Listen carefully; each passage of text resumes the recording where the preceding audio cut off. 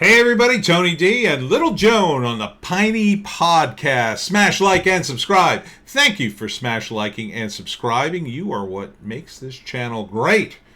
We're 1,600 subscribers or more, climbing every day. And if you get a chance, check out my books, Wokistan, a novel, and of course the Piney's ebook, trade paperback, Kindle Unlimited is free. Also, sign up to watch me on BitChute. It's free.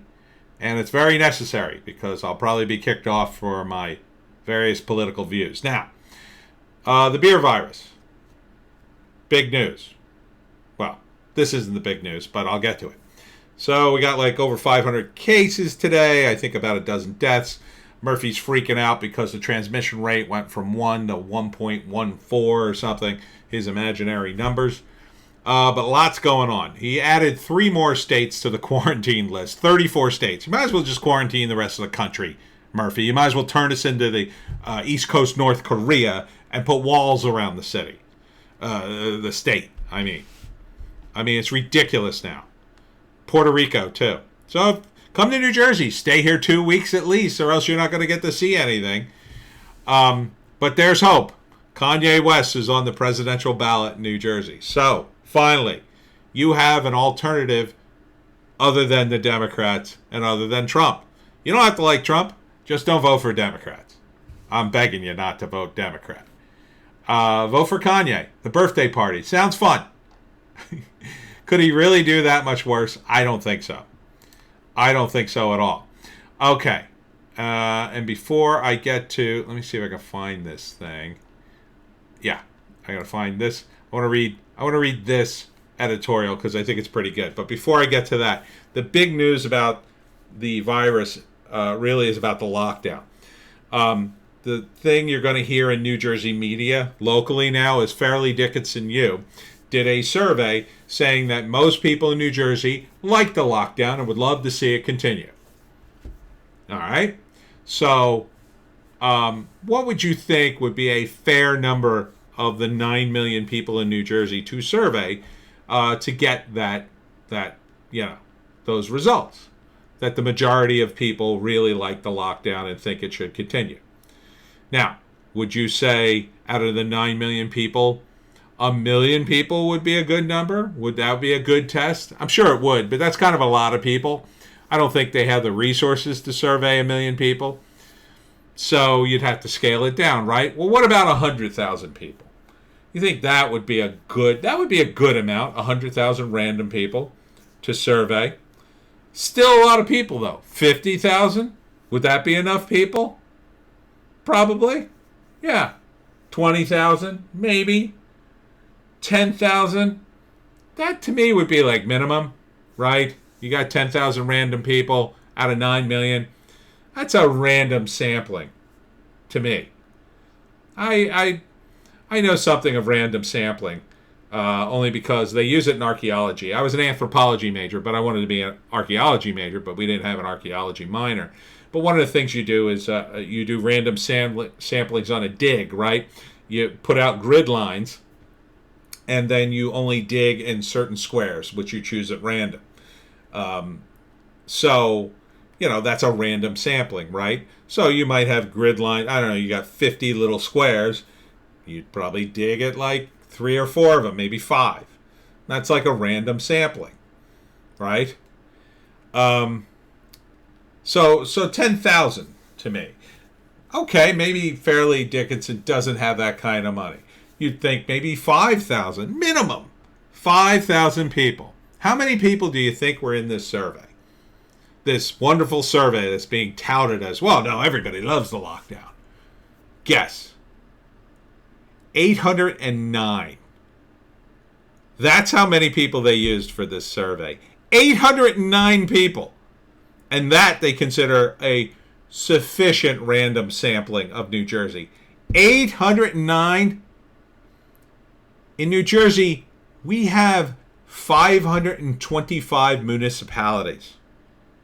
So you basically, if you surveyed right, you surveyed one person from every town, including the big cities, and I I don't know, with the other, say, 280, you overlap to, some of the bigger cities. So maybe you did the bigger cities twice and the smaller cities once. So 2 people in the major big cities and 1 person in all the little cities. So 1 person in my town. Out of my town's about 1,900 people, 2,000. Yeah. Okay. Right. And it probably wasn't even that diverse. Let's be honest. Let's be honest, Fairleigh, Dickenson. Because when you call up people to do a survey, most people just hang up the phone, right? Most people don't want to be bothered. Uh-huh. Which is why I guess it's 809 instead of an even 800. Why would you stop at 809? Why wouldn't you at least go to 1,000? That number makes no sense. And your stats are meaningless to me. 809 people? There were 700 people at that party Murphy was freaked out about, where 100 people got tested positive. I mean, literally, you could have surveyed everybody at that party and a few extras. 809 people, and this is the data we're supposed to use. This is our government. Well, it's Fairleigh, Dickenson, you, but they're touting it. The media's touting it. So you see how they blow it out of proportion? So would you take the advice of 809 people, 809 randos out of 9 million people in New Jersey? New Jersey? Doesn't even say, I looked at the Fairleigh Dickenson website, doesn't even say, how spread out they were. They got women and different ages and whatnot, but that's not enough people. It's just not enough people, even in a random sampling. Because in a random sampling, there's certain people who just aren't going to answer your question. So that makes it not random. You're not getting the people who won't answer the question, who won't answer the phone. You're not getting people without phones. It's not a good random sampling. It's just not enough. If you had 8,000, I mean, that's a lot of people. If you said 8,000 people spread across New Jersey, okay, maybe 809? It's like a graduating class. But I did want to read this opinion column because I thought it was pretty good. This is at newjersey.com. Democrats lead their own death march. And this is just by some random guy who I don't normally read letters to the editors, but this one caught my eye. Virtually everything the Democratic Party stands for these days works to defeat, contort, twist, redefine, or kill whatever it is involved in. It begins. Some of its victims are patriotism, law and order, the designations on public bathrooms, the right of a baby to complete the process of birth, and the obvious differences between males and females. The Democrats and other progressives turned the escape that sports gave us into a battleground for their purposes. The only policing they approve of is the thought police, the word police, and the food police. They seek to drain us of all our God-given heritage and of rightful personal convictions.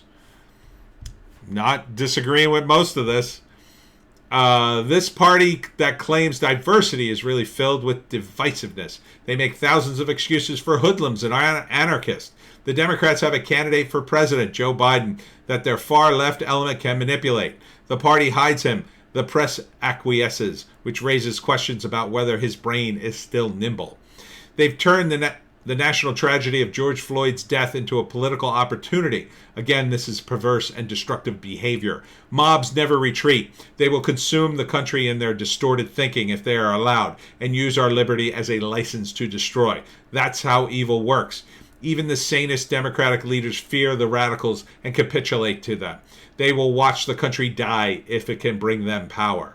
Thankfully, most people do not live on daily hate. We are united by stronger bonds of love, peace, and caring for each other. The Democratic Party is in a death spiral. Even its best people are afraid to speak up. That's the most dangerous part of all. Ken Frank Pittman. I like to think that's a real letter, although Ken Frank, 2 first names. It's a little suspicious, but it's a good letter. Not totally untrue. I mean, I disagree. The abortion stuff. We could talk about that. But, the rest of the stuff seems pretty spot on.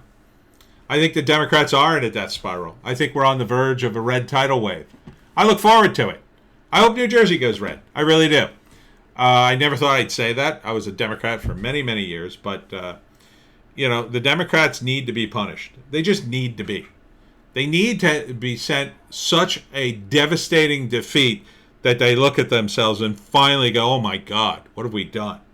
That's what they need. That will make them better. It will. It'll be many years before they're better, but they are bad now. This is the worst Democratic Party I have ever seen. And the media, same thing. Media has to destroy itself. And it is. It's consuming itself. It's eating its own. And this will not stop until November's over. And after that, hopefully, after a devastating loss, they will finally just implode. I think a lot of them will attempt to jump ship, go to the Republicans, and a lot of them will retire, the older ones. And then the rest of them will just sort of eke out an existence while there's will be a handful of people who will rebuild. But, it's bad. It's bad, Democrats. When you got people in New Jersey writing letters like this, if this is a real letter, it's bad.